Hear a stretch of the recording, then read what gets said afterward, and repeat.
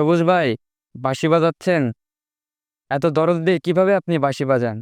আপনার বাঁশির সুর শুনে আমার মনের মধ্যে বেদনার সুরগুলো নাড়া দেয়, বুকের মধ্যে কষ্টগুলো জেগে ওঠে। কি বলিস? বাঁশি বাজানো আমি পছন্দ করি, তাই আমি বাঁশি বাজাই। আপনার বাঁশির সুর শুনে সুমিকে হারানোর কষ্ট মনে পড়ে গেল।